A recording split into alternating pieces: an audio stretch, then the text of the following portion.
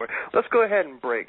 We're gonna break. And we're gonna play a song by 3D in Your Face, and when we come back, we'll have them on the air with us. This first song is called "Generation Dirt" by 3D in Your Face on the Will and Thunder Show. Be right back. And that's D-U-R.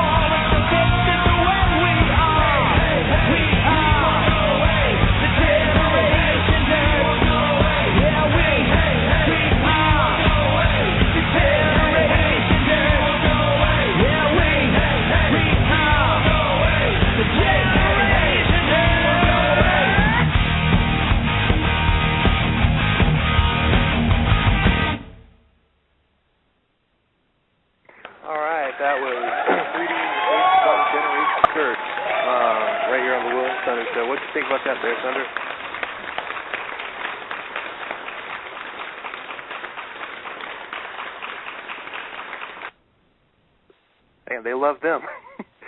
Do we have a thunder? Wow. Thunder's missing. Technical difficulties. I'm going to go ahead and bring our guest in. Are you there, bud? No, you got to answer the guest queue. I'm sorry? Are you there? I'm here, and I should have our guest on too. Yeah, how's it going? Hello. Oh, pretty good. Oh, God. Yeah. Yeah. nothing but it's a Spinal Tap moment every week here with us. Right. Look at the guest queue. Look at the guest queue. What about it? I see it. I'm looking at it. Why? What? Can you hear me now? I can hear you just fine. We all heard you. Okay, good deal. Okay, look, man, I got disconnected. I was calling in. I didn't know if you had picked up yet. So, all right, now I'm back in here. We're good to go. Big time Spinal Tap moment, but anyway. Well, welcome into the show, man. Sorry about the little snafu right there, man. Oh, no problem. How are you guys doing tonight? We're doing fantastic, man. Hailing in from Omaha, Nebraska. We got 3D in your face. Yeah, calling in. And what's your, how you doing today, man? I'm doing great, man. Doing a very, very good day. Very good day. Hey, what's your name, partner? My name is Spade, S-P-A-D-E. Would you be the bass player? I am the bass player, yes, correct. That's all right. Well, I checked you guys out on Reverb Nation, man, and saw your name up there, man. The picture is phenomenal, man. That overhead view, man. Look, the big hair. Yeah. God love it, man. God love it. Miss those days of that. So, go ahead. You guys just put out an album, and my buddy Will here, what's the word I'm looking for, Will? You reviewed it. That's the word. Man, have mercy. What is going on with my head today? It's like I'm having a stroke every 3 seconds, man. Come on now. Don't say that. We're both 40, so that's not out of the realm of possibility. I understand that, but anyway. But you reviewed your album, man. What I just heard, man, you guys are killing it, man. Thank you very much, man. I really appreciate that, and thank you to Will for the huge review over there on Sleaze Rocks. It was amazing. I got such positive vibes coming from that. Everybody's all over that, so thank you very much for that. Oh, you're welcome. The way it works is I have a selection of the ones that I choose from, and I'm not going to torpedo somebody. I'm only going to review something that I like. So I appreciate that. So I mean, well, I see reviews out there from a lot of different people like, oh, this thing sucks, and I'm not going to do that. I mean, I'm a musician myself, and a lot of, I would say more than half of these people that do reviews probably never picked up a guitar in their life. Mm-hmm. So, and I know what it's like to write songs, to practice, to go out and play shows for, or drive 3 hours to play for 45 minutes and make $50. Right. And I know what it's like to record. And for some jerk off to say, oh, well, this sucked, I didn't like that at all, just because it's his opinion, I'm not gonna do that to somebody, because I've had it done to me plenty of times, and I'm sure you have too, from various people. You can't please everybody, but. Yep. And we got those reviews, and it's like any publicity is good publicity in my book. So you just take those reviews with a grain of salt. That's right. And keep plugging away. So, absolutely. What kind of? I would personally, I would rather, I'd rather wake up. Oh, look at this. There's a review, and have it be something good rather than something that's not good. Right. The bad reviews just push me farther. They just inspire me to work harder and to just blow it up at these guys' face that post the bad reviews or post the snide comments. Well, exactly. But I mean, go ahead, Bill. Go ahead, Thunder. Yeah, you go ahead. But so what inspired you guys to keep with this metal theme, man? The glam band theme, man. It wasn't. That's a great question. It was really something that came naturally to us, and I think I could speak for all the guys on this. We were drawn to heavy metal, to glam rock, to hair metal, and it was just the style of music that I liked and that I kind of grew up on and that inspired me. And it just so happened that there was a band in Omaha that was was doing this kind of music, and there is no other band, in this country, except for maybe like Steel Panther or something, that I had seen that had been doing anything like this and to this level. So I was just drawn to this band. When I saw them, I was 16, I think, when I saw 3D first perform. I was like, oh my gosh, this is amazing. And that's awesome. They've been around for a long time then, huh? Mhm. Yeah. That's awesome, man. Because, as a matter of fact, when I was talking to Bill about you guys, when I was talking to Will about you guys, he brought up that you guys were the only band out there that was comparable to Steel Panther. Mhm. That's awesome, man. And it is a lost music art, man. I grew up on the same thing, man. I loved Poison. That was one of the first albums I had, first CDs I had. Mm-hmm. I mean, look what the Cat Drag did. It's back in the day where, you had your ripping guitars, man, and as I told Will earlier, the solos were just as much a part of the song, You sang the solo as you did the lyrics, too, Mm-hmm. Yeah, I myself was really drawn to that theatrical style of rock and roll, where you give an over-the-top show. It's like an explosion to your senses, your sight, your hearing. Everything is just on 10 or 11, if you will. Everything's over the top. That's what really drew me to this band, and I joined when I was 20, and so I've been in the band now 8 almost 9 years, and playing with you guys. That's awesome, man. We've got the guitar. What was the guitar player's name? Sniper. Sniper? Yeah, Sniper. Yep. Okay. We got him. I think it's him. And we're going to go ahead and bring him in. Okay. You there, Snipe?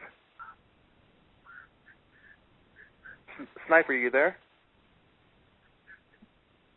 Come on in. Well, the line's open. Okay. That's the band name is great, and also your guys' stage names right there: Spade, Sniper. That's awesome, man. You just go and tried and true the whole way through it, man. The whole thing, and it's really, we live this every day, and it's not just something that we do on the weekends or do for fun. It's something that we truly believe in, and we going out. It's tough for us to sometimes go out on a Friday or Saturday if we're not playing with the hair and the makeup and everything.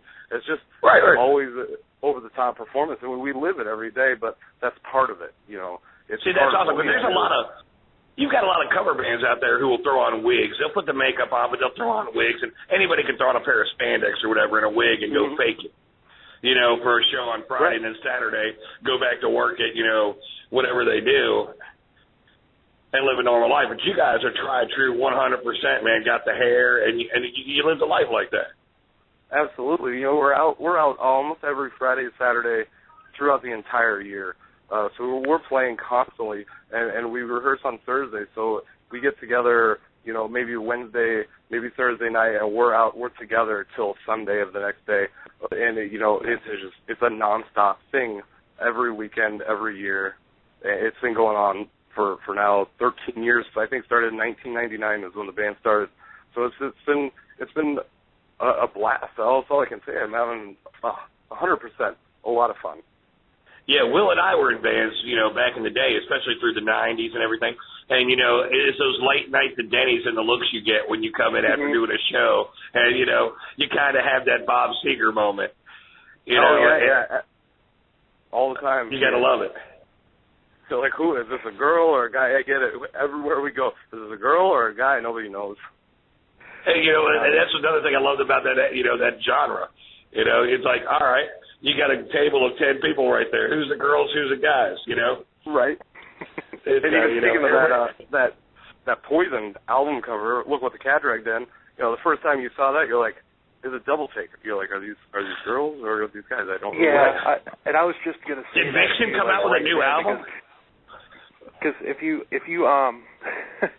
so I remember being in a record store the very first time when Look What the Cat Dragged In came out, and I honestly thought that they were girls. I did too. I think everybody did. especially Bobby Dahl, their bass player. He looked like a girl. Yeah. Yep. And that was the magic of that record. And then when you put it in and just ripped your head off. Like, I know. We're gonna try to get Sniper in here again. Hold on one. Yeah. Let me. Sec. Snipe, is that you? You there? Yeah. Yeah, I'm here. All right. Welcome in, man. How you doing, man? Yeah. Oh, man. Round of applause. You brought the crowd with you, man. Yeah. Good job, man. Thanks for having me, guys. Oh, well, welcome in, man. Thanks for coming on the show. Yeah, thanks for having us. I'm really excited to get your take on. I'm really appreciative of the Sleaze Rock review of the record too. Spade did a wonderful job writing a lot of those tunes, and I'm really proud of all the work that we put into this. And to have someone appreciate it, it's much better than having to say it sucks and use it as a coaster, you know. So exactly. Well, we definitely appreciate good music, all genres, all types, man. You know, being musicians, it's hard to come across. I mean, you come across a lot of garbage, but it's nice, especially something throwback like this that's, you know, that good, that tight. It's unbelievable. Thank you. You know, I heard you guys. I've been listening to your show the whole time, and you guys were talking about young musicians, and my biggest thing about, you know, you said, you know, we did Danny's Moments and all that. My biggest thing was when you hear a song and you're with your friends, and like you hear I'm not gonna say any names, but the bands today that playing drop C with no guitar solos, and you're like, what the hell? I mean, just a lot of Cookie Monster screaming, and you're like, where's the guitar solo? Yeah. You know? Exactly. I mean, it's a lost art. The thing about it is back in the day, I mean, of course you knew the guitar solo. Like if you heard Round and Round's guitar solo, you knew instantly that was Round and Round. But you know that's gone these days. But I mean, back in the day, you also were able to tell, you know, pick out a band just by hearing the sound of the guitar, or the sound of the vocalist. I mean, like Absolutely. George Lynch, that sound that he had, and I drew that comparison on one of your songs on the review, I think, and because something reminded me of a George Lynch sound. But I mean, giant George Lynch fan. Yeah, absolutely. Yeah, but you don't have that anymore. These bands, like, I think the only one that really stands out that you could probably, you know, just recognize it with is Nickelback, and that's not for a good reason. Yeah. I mean, there's a few out there. I'm sorry, go ahead. I'm sorry, I was going to say, there's a couple guys out there that they're still going strong today that I just am totally, Zakk Wylde is just phenomenal. I love him. Oh, absolutely. Zakk, and he's got that very, you know when it's him playing, you go, Zakk Wylde. And that is such a rare thing. And when you hear somebody that good, and he strives to be better on every album, and he sounds so great no matter what project he's in, and just he's so recognizable. He may be the last guy like that, as far as I can tell, you know. Well, I mean, when he first came out, and I think it took a while for him to really be recognized as the guitar god that he is. I think at first people thought that he was just a Randy Rhoads clone, but in fact, Ozzy said that in an interview. But you know, his trademark was those really heavy false harmonics that he does, and after he did, you never really heard that before. I mean, Randy Rhoads did it to a certain degree, but you didn't really hear that much. Now, you know, it's all over the place. Everybody's doing those really heavy false harmonics. You know, George used to do them, George Lynch used to do them, and I copied them from Van Halen on a song called Lost Control off the third album, where Ed was doing a bunch of squeals and squeaks and a whammy bar tricks, and I'm like, that, and I don't know if I can cuss, I won't, but I don't know. I was like, that's We're really on cool. the internet, man, go ahead. I was like, that was fucking bitchin', you know, so I was like, that is really, really what, and so I'd squeal some of those too, and then I, of course, being a giant Van Halen, Randy Rhoads, George Lynch fan, of course, I, you know, incorporated that in my playing, and then when Zakk, I think it was Miracle Man off that album. Oh, yeah, that was the first single, and that blew me away. I was like, wow. That was so epic. You were like, oh, my Lord. And it just, the video was cool, Zakk was cool, Ozzy was cool, the guitar solo was cool. Everything was cool about that song, and with all the squeaks and squeals and that. And I was in love with Zakk the first time I heard him play, you know. Debut album. Who do you think was better? I'm not talking about who's better now or who would be better now or whatever. Debut album, which one do you think was better? Zakk Wylde's debut or Randy's? That's a tough one. I love both of them so much, but my heart belongs to Randy, so I'm going to have to say Randy, just because Van Halen, like, to me, the thing that I loved about Eddie Van Halen was his rhythms, and he was more blues-based, and I loved, he of course he could shred, but Randy was classically based, so he's doing these, like, harmonic minor runs, and you're just like, wow, that's pretty darn cool there, and I just, boy, can I just say it's a tie? Because I really don't want to say.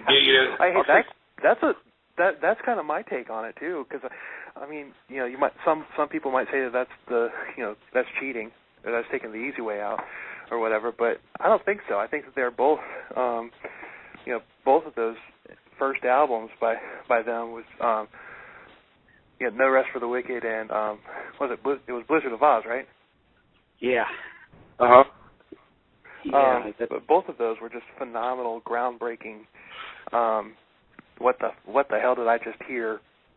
Guitar. That's the thing when you ask a musician, who's me as a bass player, who's your favorite bass player?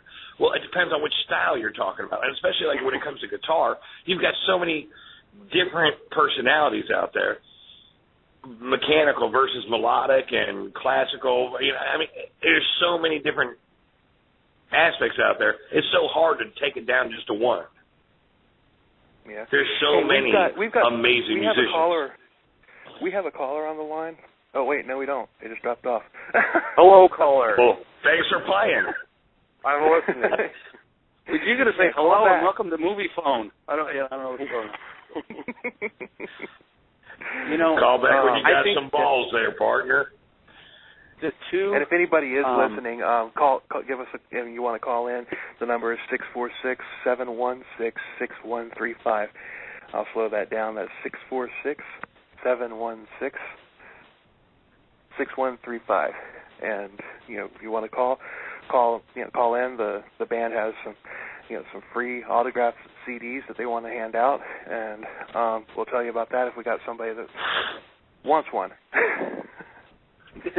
Hopefully somebody wants one. Absolutely. Yeah.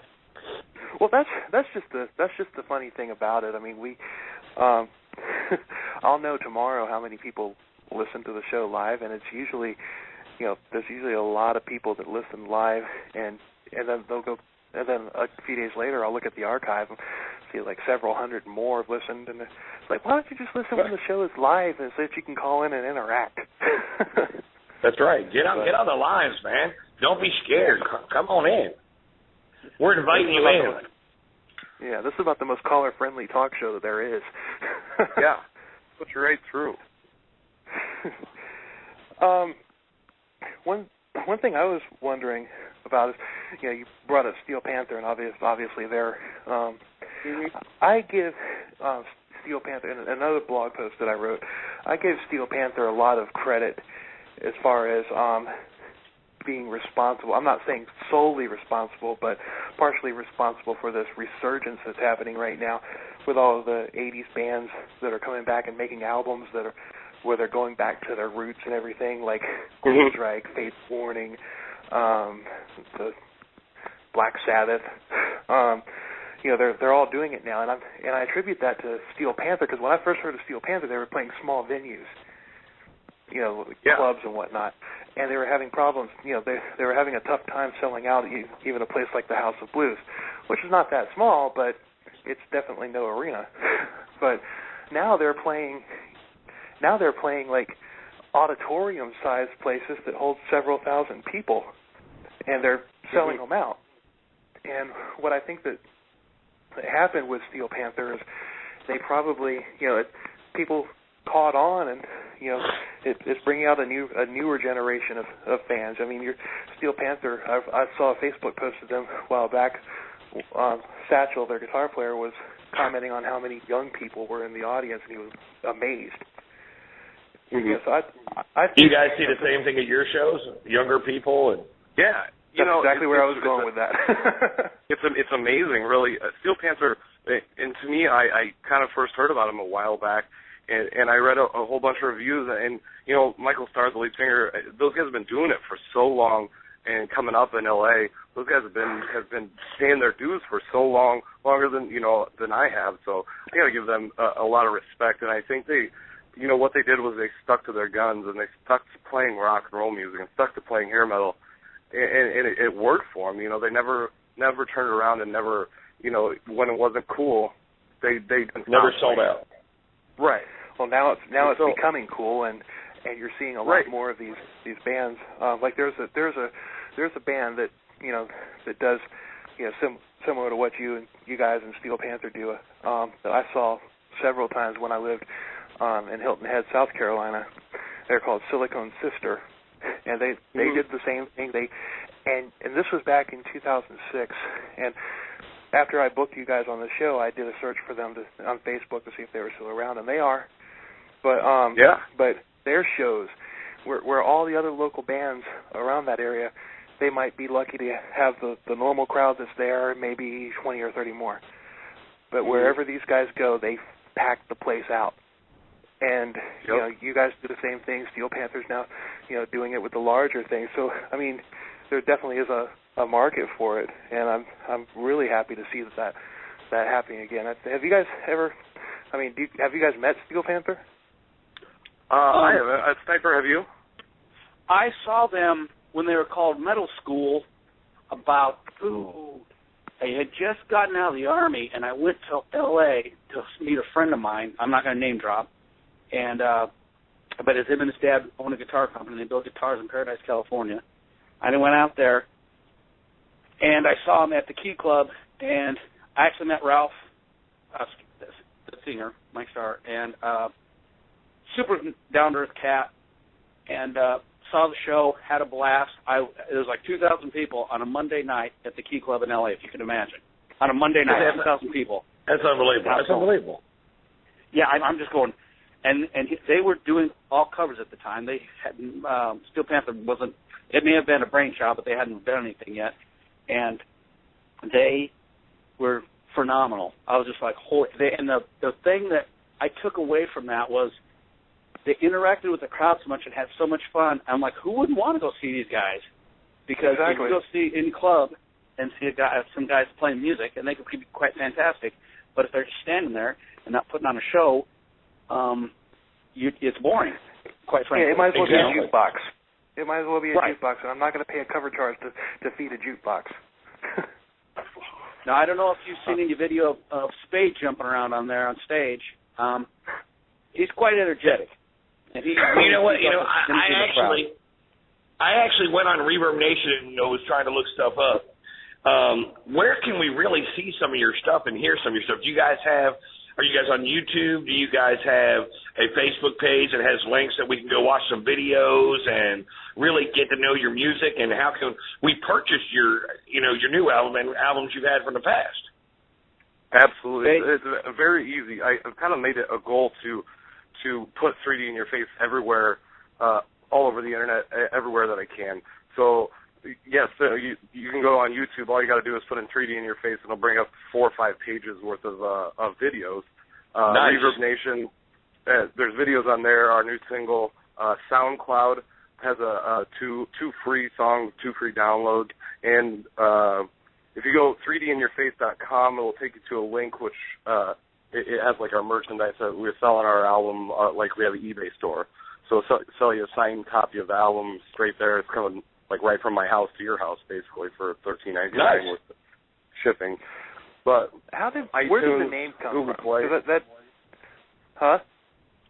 I would say Google Play. We just got on Google Play this week, so you can go on Google Play and listen to the album there as well. I was just curious. I mean, that's who came up with the name? Is there like any particular story on how that name came to be?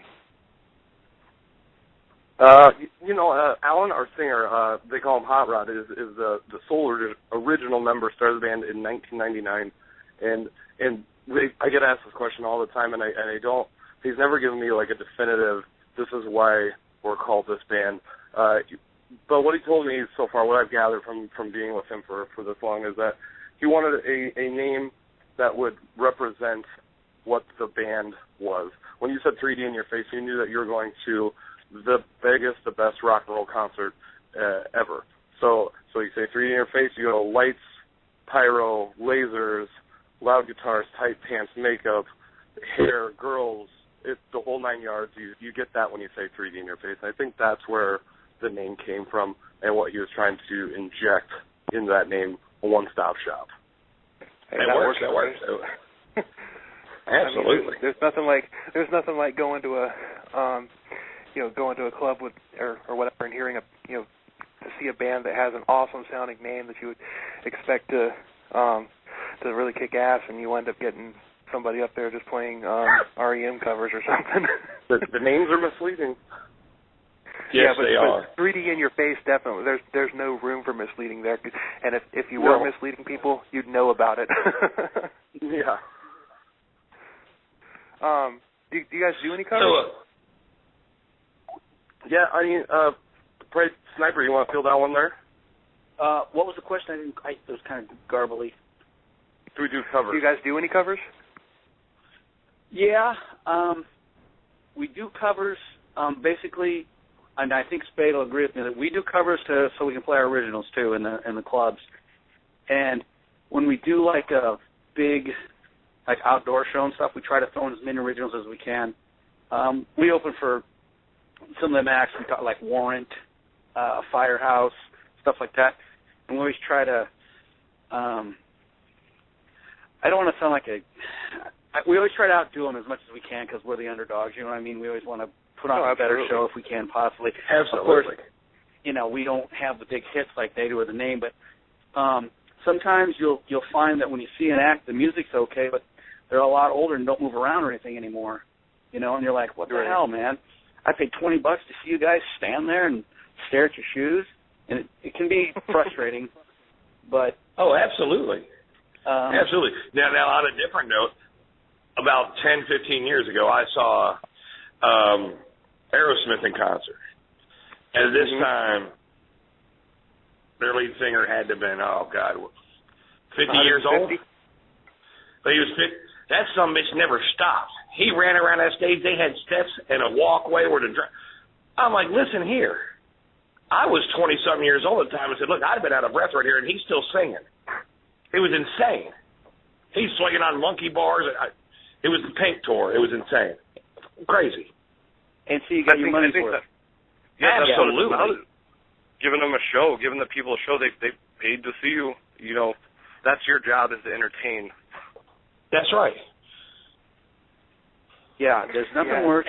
I mean, I think that's fantastic. You go see a band and they jump around and have fun, and I mean, you're like, yes, this is what I can listen to the record and look at pictures if I just want to watch guys stand in place. Obviously. Right, exactly. Especially if they're 50, and obviously Steven Tyler loves his job, because he's hung around. Absolutely. Like you can see him now. Still, I mean, he still loves his job. Yeah, I love Aerosmith. They're one of my favorite bands of all time too. I've only seen them twice in my life, and unfortunately, the couple times I've seen them, they weren't. What's the word I'm looking for? Coherent. So they were kind of all over the place. Understood. Yeah, they were good though. I mean, I liked them. They just weren't as good as they wasn't as motivated that time. Yeah, they may have been too motivated on something. I'm not really sure on that. But Right. But I got a chance to see Van Halen 2-3 years ago. I drove to Kansas City on a whim. I'm like, they were canceling dates, and I'm like, son of a gun, should I risk not seeing Van Halen because he's one of my favorites? And I'm like, man.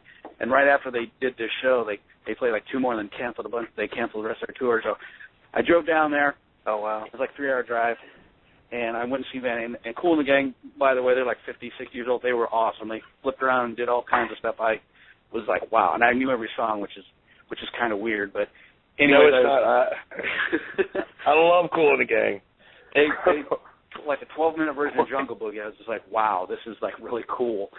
But Eddie Van Halen was coherent, His crystal clear. It was probably the best I've ever seen him play.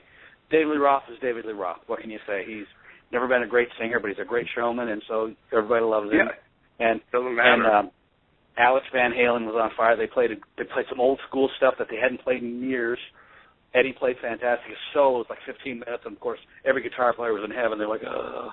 But David Lee Roth, even though he can't jump like he used to, they still put on a hell of a show, and it's totally worth $100 to me.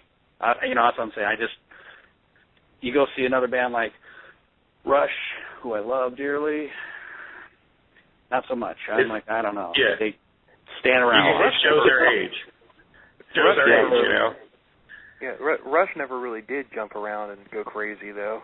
I mean, that is true. That is true. That was back I saw him in the 80s I saw him both times. I saw him in the 80s. I saw him on the Roll the Bones tour and on the Presto tour. But you got to give Geddy his props, man. Oh my God!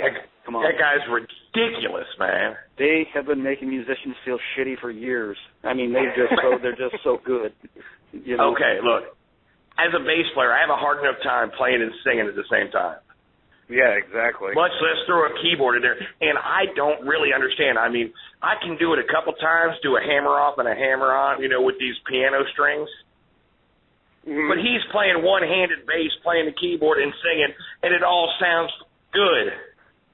Sounds spot on. And he makes me so mad, but you got to respect him. He's like, all right, you're a god. I'll just go put this back in the case and leave it there for the rest of my life. I saw another guy like that one time. There's a Christian band called Deliverance. Their bass player was just ridiculous. Super fast. I mean, he was just unbelievable. We watched him play at this little club in Melbourne, Florida, and I swear I didn't touch my bass for 2 days because I didn't feel worthy. I'm like, this is ridiculous. It's like learning Guns N' Roses bass licks. Another guy, Duff McKagan, is amazing. Oh, yeah. The stuff he did on that Appetite album, it just blows my mind. Which is one of my favorite albums of all times. I mean, and it's so sad what Guns N' Roses turned into and, them falling apart and dumbass Axl fucking everything up for everybody. Mm-hmm. They should have lived as long, if not longer, than Metallica. Yeah. Have you seen pictures of Axl these days? Oh yeah. Oh, he looks like he should. He looks like he should be an extra on The Walking Dead. His skin's like. For a while, he looked like he should be on one of the weight loss commercials. Man, he got all bloated looking, and man, this is horrible. Yeah, man. I mean, Guns N' Roses back in the day. I got to see them on the Use Your Illusion 1 tour, and it was with Faith No More and Metallica. That's one of the greatest shows I've ever seen right there. Speaking of people who just put on a show, man, Faith No More was ridiculous on stage. Oh, my goodness. Yeah. I've never seen Faith No More, singer, but I've seen a lot of videos of him. Mike Patton's all over the frickin' place. And, he's powerful. I'll tell you what, he's done a lot of cocaine. I'll tell you one thing. Unbelievable. It was one of the greatest shows I've ever seen. You guys want to break real quick, play another song, and come back? Sure, sounds good. Okay. When we come back, Thunder and I have been trying to incorporate a little thing into the show, basically, Spinal Tap moments. So every band's got them, and they're all entertaining as hell to hear. So and you guys you already threw in a comment with your number, turn it to 11. So we're going to roll with this little Spinal Tap. Tell us a little bit of the bad side of the rock and roll where, things haven't gone just right. We have more stories. Like how we started the show. Exactly. Well, every band does. I mean, I've got them. Thunder's got them. I was telling Thunder about one before we went on the air. That's I'll have to tell that story again. But we're gonna. I don't know if the rest of the world needs to know about that. And we'll be right back after another song from 3D In Your Face. This song's called In Your Face.